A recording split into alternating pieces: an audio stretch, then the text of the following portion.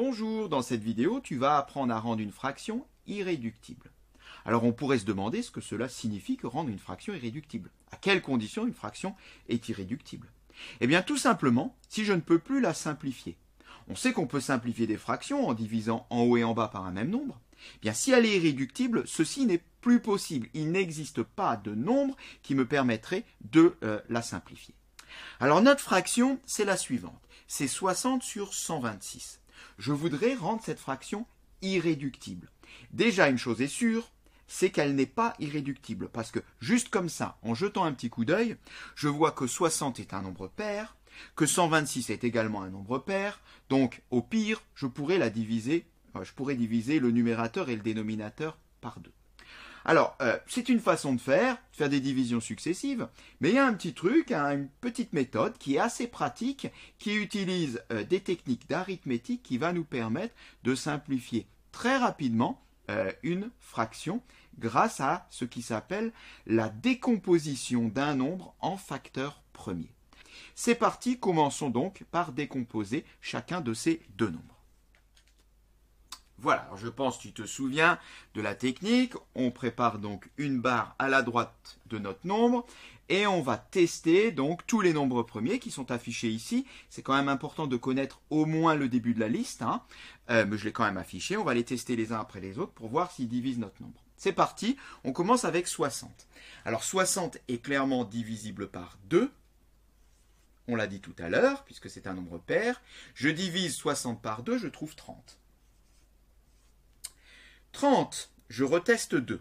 Est-ce que 30 est divisible par 2? Oui, toujours, pour les mêmes raisons. Je divise 30 par 2, je trouve 15.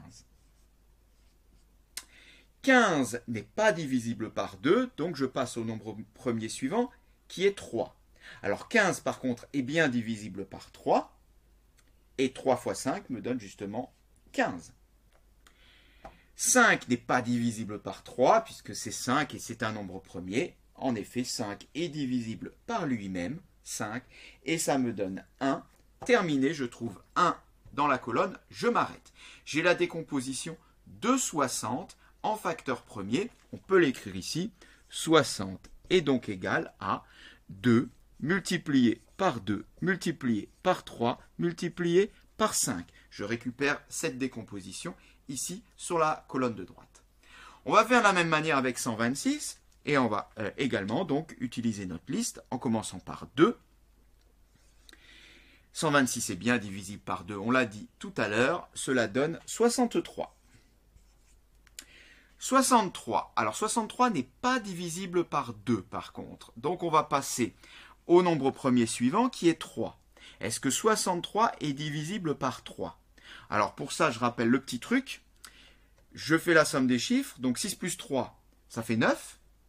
9 est divisible par 3, du coup 63 l'est également. Donc 63 est divisible par 3. Reste juste à savoir, 63 divisé par 3, ça fait combien? Alors 63 divisé par 3, je ne sais pas trop. Par contre 60 divisé par 3, ça c'est facile, ça fait 20. Reste 3, 3 divisé par 3, ça fait 1. Du coup j'ai 20, j'ai 1, j'ai 21. En effet, 21 fois 3, ça fait bien 63. On continue. Est-ce que 21 est divisible par 3? Oui, toujours. Je remets 3. Là, c'est beaucoup plus facile. 21 divisé par 3, ça fait 7. Est-ce que 7 est divisible par 3? Non, bien sûr. 7 fait partie de la liste. On le voit, ça va donc finir. 7 est un nombre premier qui n'est divisible que par 7. Et 7 divisé par 7, ça fait 1. J'en ai fini. J'arrive à 1 sur la colonne de gauche. J'ai donc ma décomposition en facteur premier. On peut donc écrire que 126, voilà, 126 est donc égal à 2 multiplié par 3, multiplié par 3, multiplié par 7. J'ai la décomposition de 60 en facteur premier, j'ai la décomposition de 126 en facteur premier. Eh bien, je vais pouvoir simplifier ma fraction pour la rendre irréductible. Comment? Eh bien, je vais recopier ici la décomposition de 60. 2 fois 2 fois 3 fois 5. Le tout sur la décomposition de 126. 2 fois 3 fois 3 fois 7. Et là, maintenant, eh bien, on va simplifier. Une multiplication par 2 en haut pour une multiplication par 2 en bas. J'ai plus de 2 en bas, donc je ne peux pas toucher à celui-là. Une multiplication par 3 en haut pour une multiplication par 3 en bas. J'ai plus de 3 en haut, je ne peux pas toucher à celui-là. Là, j'ai du 5, là, j'en ai pas. Là, j'ai du 7, là, j'en ai pas. Eh bien, c'est terminé. C'est terminé. Reste plus qu'à compléter.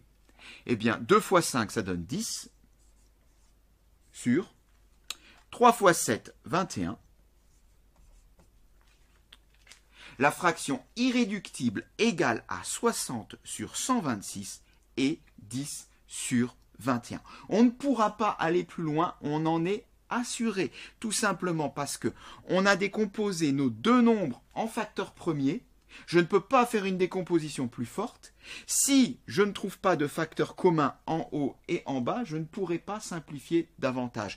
On s'est déjà débarrassé des facteurs communs en haut et en bas qu'on retrouvait de part et d'autre. Il n'y en a plus d'autres, donc c'est terminé. 10 sur 21, c'est la fraction irréductible. Cette séquence est terminée.